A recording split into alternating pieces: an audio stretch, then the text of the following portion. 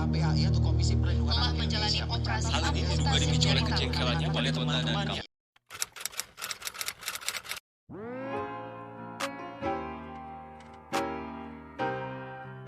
Bullying atau perundungan merupakan tindakan dari satu orang atau lebih untuk mencoba menyakiti atau mengontrol orang lain dengan cara kekerasan ataupun bentuk intimidasi yang biasanya dilakukan oleh anak-anak, remaja, bahkan orang dewasa. Di Indonesia sendiri banyak sekali terjadi kasus bullying, terlebih terjadi di dalam dunia pendidikan, khususnya anak sekolah dan mahasiswa. Ada berbagai macam bentuk-bentuk bullying, seperti bullying fisik, contohnya memukul, menendang, mencekik, dan sebagainya. Dan bullying pun tidak hanya terjadi secara fisik, namun juga bisa secara verbal, seperti mengeluarkan kata-kata kasar untuk mengejek korban, bullying secara emosi seperti menghasut orang lain untuk mengucilkan korban, dan cyberbullying yang kini semakin canggihnya teknologi membuat orang-orang mempermalukan korban lewat media sosial.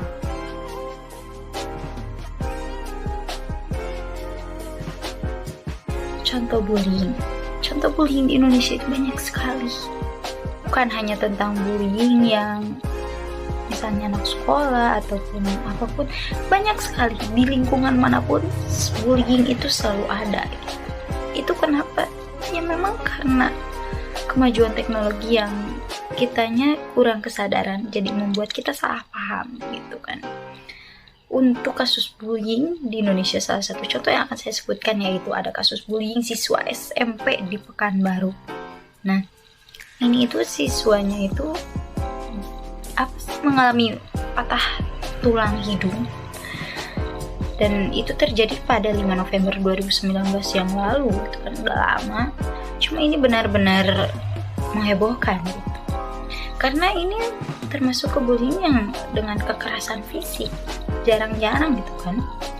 Dan ini itu berawalnya itu dari main-main, berawalnya dari bercanda gitu kan antara teman dan teman, tapi mungkin saja ada perkataan yang tidak disukai oleh teman yang membulinya itu, makanya itu membuat dirinya lepas kendali gitu. Memang ya itulah kurangnya kesadaran dari diri kita sendiri, dan kurangnya pendidikan yang bisa mengetahui mana yang baik untuk kita dan orang lain, ataupun misalnya nantinya ini baiknya sih buat kita gitu kan. Itu memang benar-benar menghebohkan dunia maya gitu kan, dan menghebohkan se-Indonesia gitu tentang bullying itu. Karena ini sampai menyebabkan patah tulang hidung, berarti kekerasannya itu benar-beneran ya, bukan cuma main kayak berantem cowok antara cowok gitu. Nah, bukan hanya itu, tapi masih banyak juga. Misalnya ada kasus kekerasan taruna ATKP Makassar, masih banyak juga, bukan hanya itu. Dan itu benar-benar membuat nama Indonesia ya cukup tercoreng gitu kan.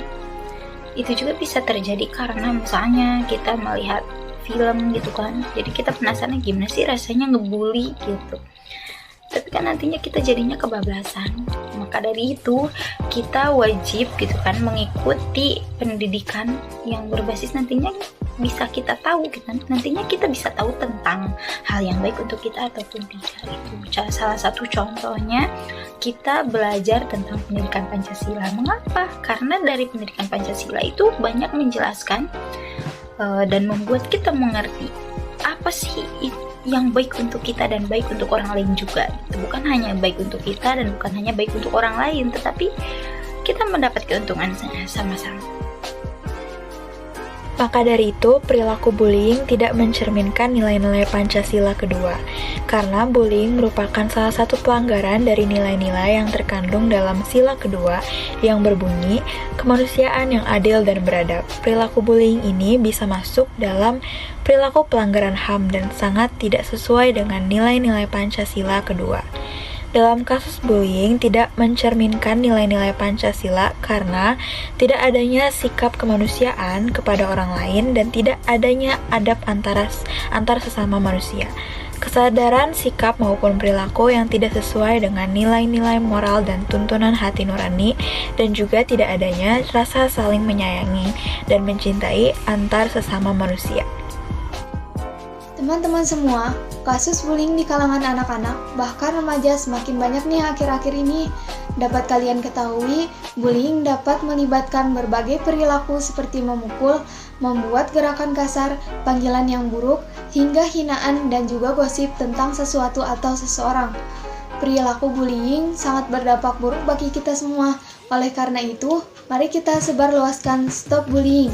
Sebaiknya kita juga memulai pencegahan sejak dini agar mencegah konsekuensi jangka panjang bagi perkembangan mental kita di kemudian hari dengan mencari teman pergaulan yang baik, pendidikan yang baik, lingkungan yang ramah.